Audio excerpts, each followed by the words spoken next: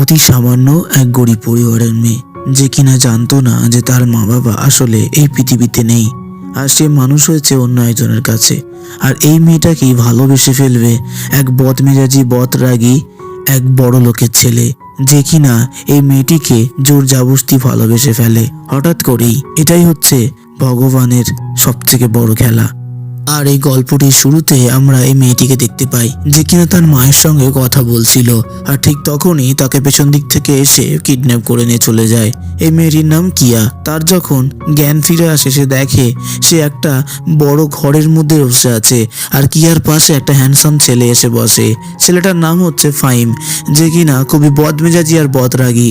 সে তাকে কথায় কথায় একটাই প্রশ্ন জিজ্ঞেস করে যে সে 5 দিন আগে একটা মেসেজ করেছিল আর বলেছিল যে আমাদের বিয়েটা ভেঙে দেওয়ার জন্য, কিন্তু তুমি এখনো যে বিয়েটা ভাঙোনি, বিয়েটা ভাঙলে না কেন, এই বলে তাকে মেসেজ করেছিল। আর তাকে এখনো জিজ্ঞেস করে। কিয়া তো বলে ওঠে, কিসের বিয়ে, আমার তো বিয়ে ঠিক হয়নি, তাছাড়া আমি তো এই মেসেজ দেখে ভেবেছিলাম হয়তো কেউ আমার সাথে প্রেম করছে। ফাহিম বলে, এখন আমি তোমাকে সুযোগ দিচ্ছি, এই বলে কিয়ার গায়ে হাত বুলোতে থাকে। আর সে বলে যে তুমি যদি বিয়েটা না ভাঙো, বুঝতেই পারছো আমি তোমার সঙ্গে কি করতে পারি। এখানে কিয়া তাকে বলে যে ঠিক আছে আমি ভাঙবো বলে সে সেখান থেকে দৌড়ে পালিয়ে আসে তার মায়ের কাছে। তার মা ছিল হসপিটালে, আর হসপিটালে তার ভাই ছিল কোমাতে। আর তখন কিয়া তার মাকে বলে ওঠে যে মা, এই পুরো বিয়ের বিষয়টা কি। তখন তার মা তাকে বলে ওঠে যে একটা বড় লোক আমার কাছে এসেছিল, তার ছেলের জন্য তোমাকে পছন্দ করেছে, আর তার বিনিময়ে তাকে 20 মিলিয়ন টাকা দিয়ে গেছে। আর তার মা বলে এখন তোমাকে ছেলেটার সঙ্গে বিয়ে করতে হবে, কারণ তুমি বুঝতেই পারছো আমাদের আর্থিক অবস্থাটা।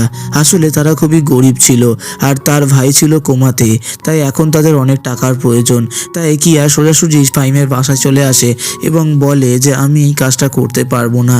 আর তাকে বলে যে আমরা একটা বিয়ে করে নিই, তারপরে কোনো রকমে সেটাকে ডিভোর্স করে নেবো। এই কথাটা কিয়া ফাহিমকে যখন বলে, ফাহিম বলে আমি বুঝতেই পারছি তোমাদের মতন মেয়েদের স্বভাব, কারণ তোমাদের মতন মেয়েরা শুধুমাত্র টাকার লোভে বিয়ে করে আর তারপরে ছেড়ে চলে যায়। এই কথাটা বলে ফাহিম তাকে আরো ক্লোজলি যাওয়ার চেষ্টা করে এবং তাকে আরো ডিপলি কথাটি বলে এবং তার মুখোমুখি কাছে গিয়ে বলে আমি বুঝতে পারছি, তাহলে চলো আমরা যখন বিয়ে করতে যাই তাহলে একটা বিয়ের আগে আমরা আমাদের ফ্যামিলি ট্রায়াল করে নিই।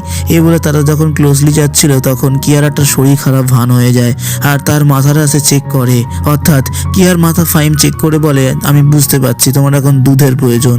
তাকে সে দুধ খাওয়ায় এবং ফাহিম কিয়াকে বলে ওঠে যে আমি তোমার নাটকগুলো বেশ ভালোই বুঝতে পেরেছি, অ্যাক্টিংটা তুমি ভালোই পারো। এই বলে যখন কিয়া তার বাড়ি থেকে বেরিয়ে বাসার জন্য রওনা দিচ্ছিল তখন দেখে বাইরে খুব বৃষ্টি হচ্ছিল। তাই কিয়া আবার ফাহিমের বাসায় ফিরে এসে বলে যে আজকে রাতের জন্য তাকে এখানে আশ্রয় দেওয়ার জন্য।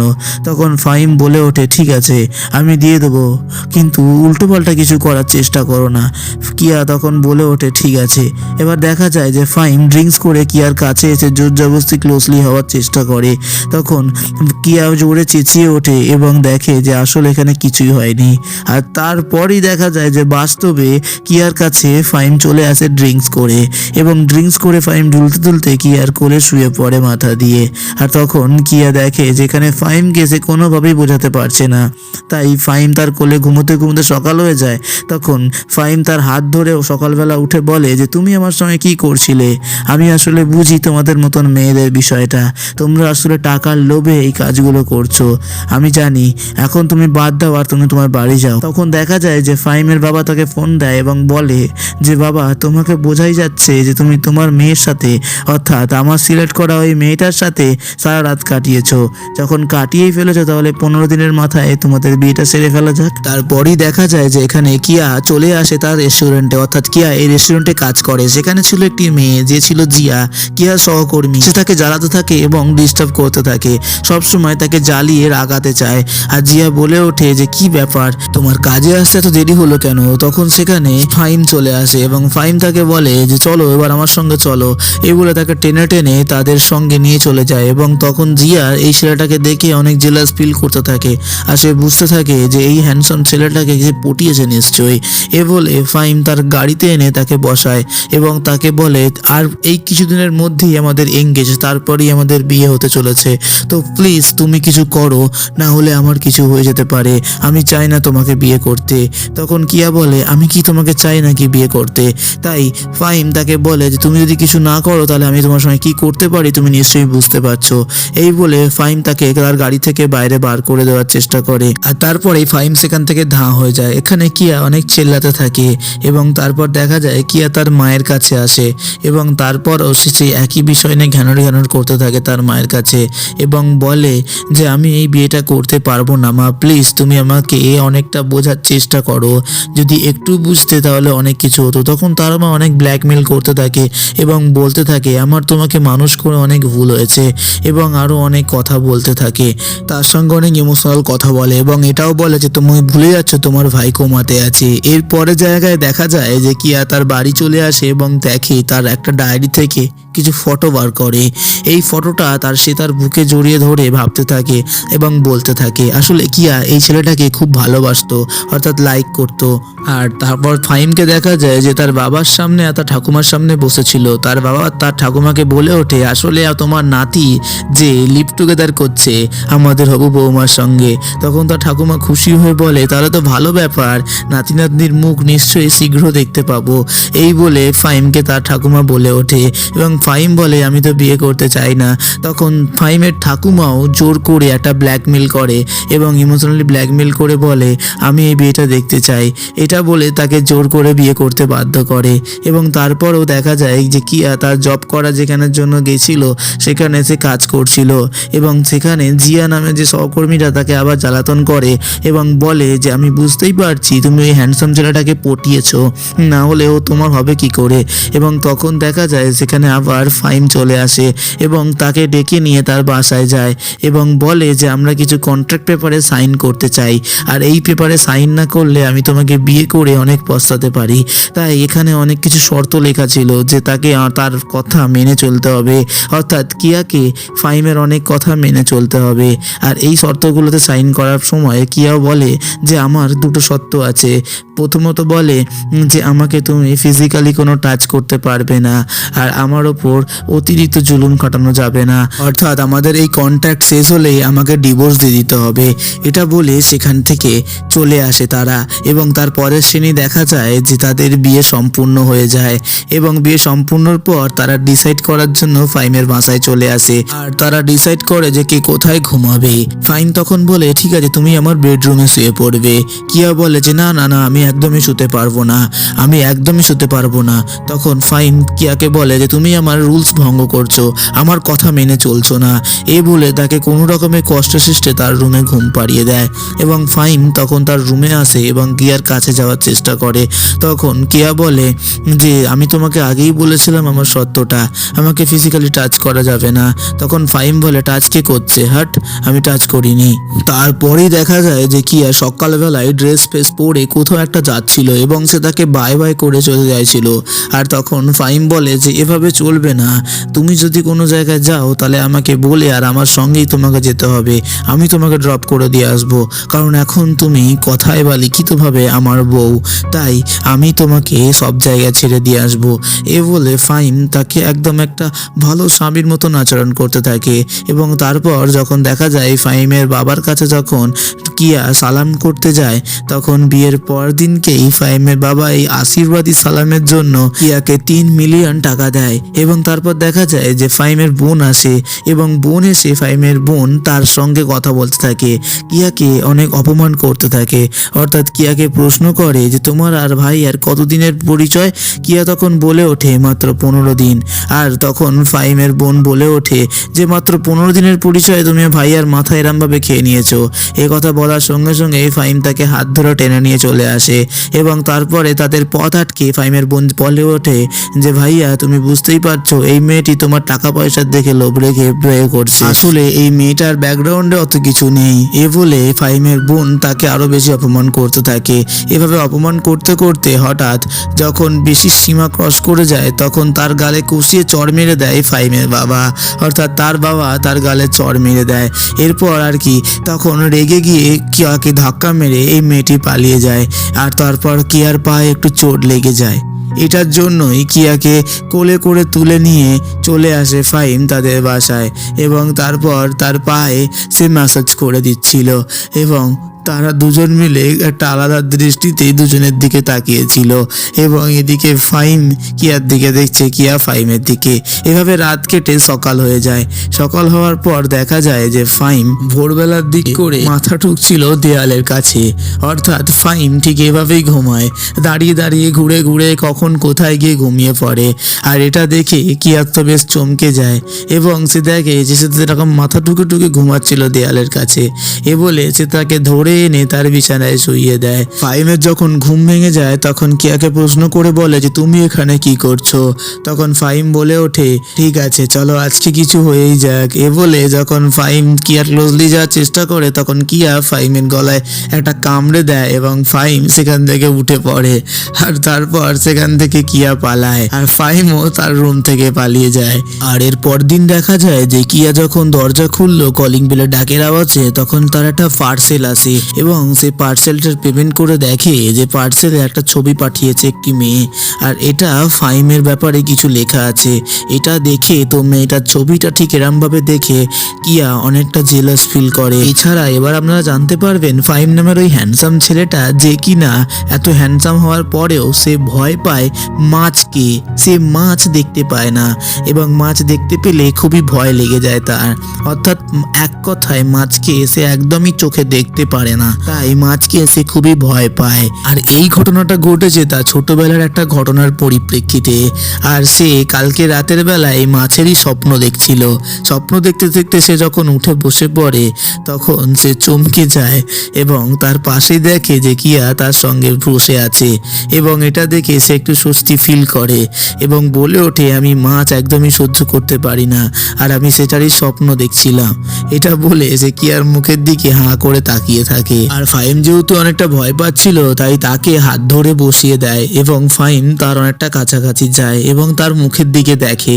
এদিকে কিয়া লজ্জায় একটা টুলে বসে এবং ফাহিমের দিকে দেখে, এদিকে ফাহিম তো ঘুমিয়ে পড়ে বাচ্চার মতন এবং এদিকে কিয়া আর ফাহিমের কিছু ভালো মুহূর্ত কাটানোর সময়গুলো কিয়া ভাবতে থাকে আর মনে মনে সে একটা ভালো ফিল করে। আর এটাই বোঝা যাচ্ছে যে কিয়ার মনে ফাহিমের একটা জায়গা তৈরি হয়েছে। এদিকে দেখা যায় কিয়া কলিং বেলের আওয়াজ শুনে যখন দরজা খোলে তখন একটি মেয়ে টুপি পরে ভেতরে প্রবেশ করে তাদের সোফায় বসে পড়ে আর তার লাগেজটা নিয়ে কিয়া চলে আসে।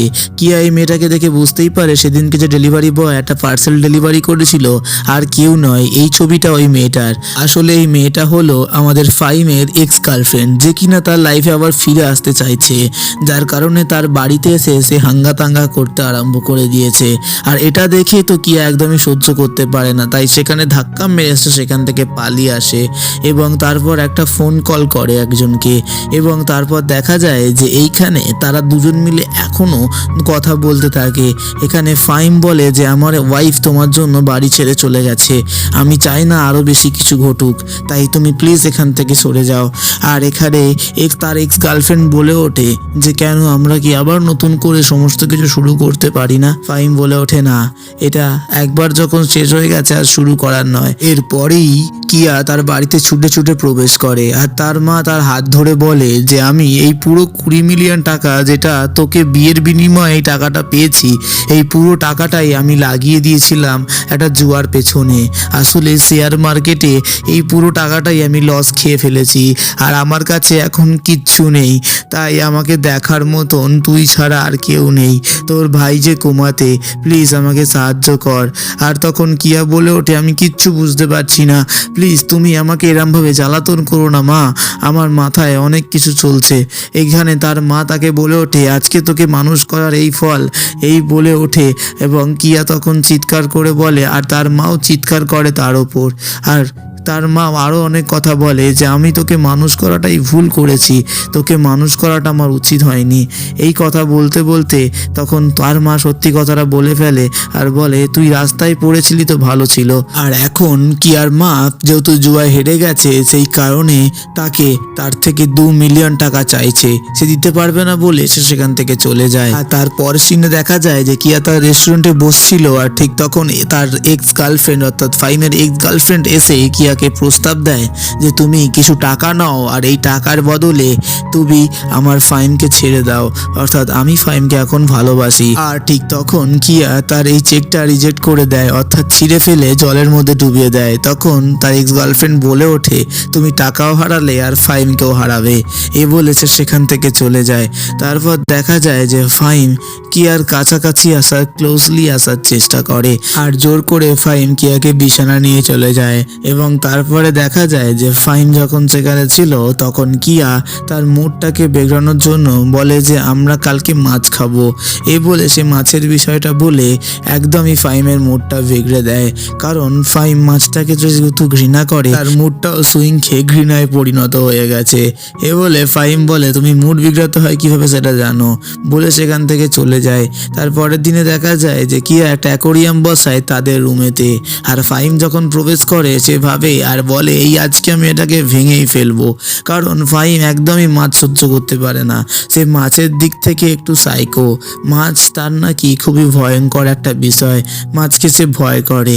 এ বলে কিয়া তাকে তার মাছের কাছে সামনে নিয়ে যায় এবং দেখায় যে কোনো ভয় নেই, কোনো ভয় নেই। এভাবে কিয়া কোনো রকমে ফাইমকে মাছের এতটা সামনে নিয়ে এসছে প্রথমবার। তারপরেই দেখা যায় যে তার একটা কল আসে, কিয়ার এই কলেতে ছিল তার মা জুয়া খেলছিল আর সেখানে টাকা কম পড়েছে আর বলে আমাকে এক্ষুনি 2 মিলিয়ন টাকা পাঠা। আর তার ফোনটা কেড়ে নিয়ে আমাদের ফাইম লাউড স্পিকারে দিয়ে দেয়। আর তার মা তো যাচ্ছে তাই করে বলে যে তুই আমাকে টাকা পাঠা, তোকে আমার মানুষ করে হয়তো ভুলই হয়েছে, তুই আমাকে টাকা পাঠা, না হলে আমি তোর কি অবস্থা করব তুই বুঝতে পারছিস, আমার এক্ষুনি 2 মিলিয়ন টাকা লাগবে। এ বলে কোনো রকমে তার মায়ের বিষয়টা কিয়া সামলে নেয় আর বলে আমার মাকে আমি দেখে নেব। এ বলে তার মায়ের কাছে যায় আর তার মা তাকে টাকা নিয়ে আসতে বলেছিল, যেহেতু সে টাকা নিয়ে আসেনি তার গালে চড় মেরে দেয়। তারপরে সে আবারও ফাইমের বাসায় ফিরে আসে। ফাইম দেখে যে তার মুখের দিকে কিয়ার মুখ, তখন কিয়া লুকোতে যাচ্ছিল তখন ফাইম বুঝতে পারে যে তার গালে কেউ একজন চড় মেরেছে। তাই তার কোলে নিয়ে যখন কিয়াকে শুইয়েছিল তখন সে ভালোভাবে দেখে এই বিষয়টা, তাই কিছু টাকা নিয়ে কিয়াকে পাঠিয়ে দেয় তার মায়ের কাছে। কিয়া যখন 10,000 টাকা তার মাকে দিতে যায় তখন তার মা বলে ওঠে এই 10,000 টাকা আমি আজকে নেবই না। এ বলে তার দিকে ছুঁড়ে ফেলে এবং তাকে অপমান করে যে তোকে আমি মানুষ করে ভুল করেছি, এবং আরও অনেক কথা বলতে থাকে যে তুই তো আসলে আমার মেয়েই নোস, তোকে আমার মেয়ের মতন মানুষ করে ভুল হয়েছে, তুই যা ওই পথেতেই গিয়ে থাকবে যা। এ বলে কিয়াকে অপমানিত করতে থাকে এবং এ বলে আরও অনেক বিষয়ে যেগুলো গভীরতম ছিল সেগুলো বলে তাকে মারতে যায়। আর তখনই সেখানে ফাইম দাঁড়িয়ে যেহেতু বাইরে সব কথা শুনে নিয়েছে তাকে বলে আর একটাও কথা আপনি বলবেন না। এ বলে তাকে বলে আপনি যে টাকাটা চেয়েছেন ওই কিছু টাকা আমি দিয়ে দেবো, আর তারপর থেকে আপনি কোনো রকমে আমার এই স্ত্রীর সঙ্গে যোগাযোগ রাখবেন না। এ বলে যখন তাকে স্ত্রী বলে প্রমাণিত করে তখন এখানে কিয়া তো বেশ একটু চমকে যায়, আর এটা দেখে কিয়া বেশ একটু ভালো ফিল করে। তারপর তার সামনে তাকে টেনে নিয়ে চলে আসে। তারপর দিন দেখা যায় যে কিয়া যে রেস্টুরেন্টে কাজ করতো সেই রেস্টুরেন্টে সাইন নামক ওই ছেলেটি আসে, যে ছেলেটিকে কিয়া একটু লাইক করতো। আর এই ছেলেটি তখন সেখানে তাকে বলতে লাগে যে আসলে তুমি ওই ফাইমের কাছে সুখী নও, আমি জানি, তুমি তাকে তাড়াতাড়ি ডিভোর্স দিয়ে আমার কাছে চলে আসো। ঠিক তখনই রেস্টুরেন্টে একটা মহিলা প্রবেশ করে এবং সেখানে কিয়াকে মারতে লাগে, এবং মারার পর কিয়া বলতে লাগে যে আপনি কে। এ বিষয়ে মহিলাটি কোনো কথা বলতে থাকে না, চেঁচামেচি করে কিয়ার দিকে আক্রমণ করতে থাকে। এতক্ষণে কিয়া বুঝতেই পেরে গেছে যে আসলে এই মহিলাটি আর কেউ নয়, এই সাইন নামক এই লোকটির মহিলা। আর এই মহিলা মহিলাটা এখন সাইকো হয়ে গেছে, তার হাজবেন্ডকে হারিয়ে ফেলে, তাই বলে যে তুই আমার হাজবেন্ডের মাথা খেয়েছিস। এই বলে কিয়ার দিকে বারবার আক্রমণ করতে আসে। আর এই পুরো বিষয়টা কিয়া যখন নিজের চোখে দেখে তখন কিয়া ফাহিমকে বলে ওঠে, তুমি যেহেতু বিবাহিত তাই তোমার সঙ্গে আর আমি কোনো সম্পর্ক এগোতে চাই না, প্লিজ তুমি চলে যাও। এটা যখন বলে তখন শাহিন তাকে জোর জবরদস্তি ধরাধরি করে এবং তখন সেখানে চলে আসে ফাহিম। ফাহিম দেখে নেয় শাহিনকে। এবার এটা দেখার পরে কিয়া তাকে সামলানোর চেষ্টা করে আর কিয়া বলে ওঠে আসলে এখানে কিছুই হয়নি। এদিকে কিয়ার মুখে হাত দিয়ে ফাহিম দেখে যে কিয়ার গালে কি হয়েছে চোটটা, আর এটা তাকে দেখায় আর বলে এটা কি হয়েছে, আর এটাও বলে যে এর আশেপাশে আমি যেন তোকে না দেখতে পাই, যদি দেখতে পাই তাহলে তোর একদিন না আমার একদিন। এটা বলার পর তারা তখন তাদের বাসায় ফিরে আসে এবং সেখানে ফাহিম আলোচনা করতে লাগে যে আসলে এই ছেলেটিকে, আর তাকে এটাও বলে দেয় যে এই ছেলেটির সঙ্গে বেশি মেলামেশা করতে না, একদমই বন্ধ করে দিতে। তারপর এরকম কথা বলতে বলতে দেখা যায় যে ফাহিম তার জন্য রান্না করার চেষ্টা করার জন্য রান্নাঘরে যায়, আর এতক্ষণে কিয়া ঘুমিয়ে পড়েছে তাদের সোফাতে।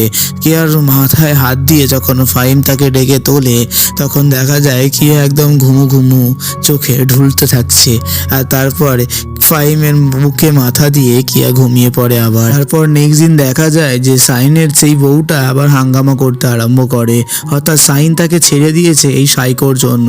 সে তার হাজবেন্ডকে খুবই ভালোবাসে আর তাকে ছেড়ে দিতে চাইতো না, আর তাকে কোনো ফ্রিডম দেয়নি, আর এই কারণে সে বারবার কিয়ার দিকে রেগে যায়।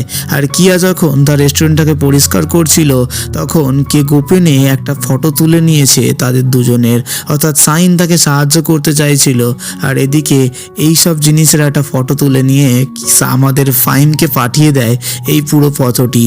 এই ফটোটা যখন ফাহিমের কাছে চলে যায় তখন ফাহিম এই ফটোটি দেখে অনেক জেলাস ফিল করছিল এবং তার মনে অনেকটা খারাপ লেগেছে যে তাকে বারণ করা সত্ত্বেও সে তার সঙ্গে মিশছে। আর ঠিক এর পরের সিনই দেখা যায় যে শাহিন তাদের সঙ্গে মুখোমুখি কথা বলতে বসে, অর্থাৎ ফাহিমের সঙ্গে মুখোমুখি কথা বলতে বসে কিয়ার বিষয়টা নিয়ে। আর এটা বলে যে ভাই, যেহেতু কিয়া তোকে ভালোবাসে না তাহলে তুই কিয়াকে এমন জোর করে আটকে রেখেছিস কেন? তুই ওকে ছেড়ে দে, তোর সঙ্গে ওর তো কন্ট্রাকচুয়াল ম্যারেজ, তাহলে কেন তো জোর করছিস ভাই? তুই ওকে ছেড়ে দে, আমার মনে হচ্ছে তুই ওকে জোর করে ভালোবাসার চেষ্টা করছিস, ও তোকে তো ভালোই বাসে না। এটা বলার পর তখনই তার সামনে চলে যায়, অর্থাৎ কিয়ার সামনে ফাহিম চলে এসে কিয়াকে জিজ্ঞেস করে। তখন কিয়া খুবই রেগেছিল, প্রচণ্ড রেগেছিল, আর এর কারণে কিয়া তার কথার ওপর যা তা উত্তর দিয়ে দেয় আর বলে আমি তোমাকে ভালোবাসি না। তারপর কিয়ার কথা শুনে ফাহিম তাকে বলে যে তাহলে কালকেই আমাদের ডিভোর্সটা অ্যারেঞ্জ করছি, অনেক দিন হয়েছে এই নাটকটা, আর ভালো লাগছে না। এই কথাটা শুনে ফাহিম একদম চমকে গিয়ে তার পেছন দিক ঘুরে চলে যেতে থাকে। কিয়া তো এই কথাটা শুনে একদমই চমকে যায় আর ভাবে যে এটা কি বললো ফাহিম আমাকে। ফাহিমও নিজে চমকে যায় সে কি বলেছে, এবং তারপর দিন সকালে একটা ডিভোর্স পেপার আয়োজন করে। আর এইসব আয়োজন করার ঠিক আগের মুহূর্তে তখন ফাহিম তার বাবার সঙ্গে বসে একটা আলোচনা করছিল। তখন তার বাবা বলে তুই যখন ছোট ছিলি তখন আমরা একদম নাম্বার 1 টপ র্যাঙ্কে বিজনেস করছিলাম, আমাদের টক্কর দেওয়ার মতন কেউ ছিল না। আর ঠিক আমাদের একটা সিমিলার কোম্পানি যে আমাদের সঙ্গে বিজনেস করছিল সে তার উপর ব্যাংক ড্রাফট হয়ে যায় এবং দেউলিয়া হয়ে যায়, তাই সে তার সমস্ত সম্পত্তি হারাতে চায় না বলে তখন তোকে কিডন্যাপ করেছিল ওই লোকটা। আর ওই লোকটা আমাকে বলেছিল যে আমাকে তো ওদের কোম্পানিটা হ্যান্ড ওভার করে দিতে, না হলে আমি তোর ছেলেকে এখানেই মেরে ফেলবো, এরকম প্রতিজ্ঞা দিতে থাকে। তখন সেখানে একটা লোক চলে এসে তোকে পাথর দিয়ে মারার আগেই বাঁচিয়ে নেয়, অর্থাৎ ওই লোকটার মাথায় আঘাত লেগে যায় আর তুই বেঁচে যাস।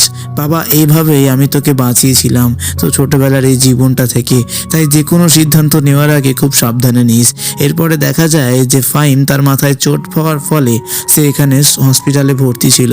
হসপিটালাইজ হওয়ার সঙ্গে সঙ্গে তখন সেখানে চলে আসে আমাদের কিয়া, এবং কিয়া কোনো লজ্জা শরম ছেড়ে একদম তার মনের কথাটা খুলে বলে, তার এতদিনের ভালোবাসাটাকে যেটাকে সে চেপে রেখেছিল। সে বলে ওঠে যে ফাহিম, আমি তোমাকে একদমই কোথাও ছেড়ে যেতে দেবো না।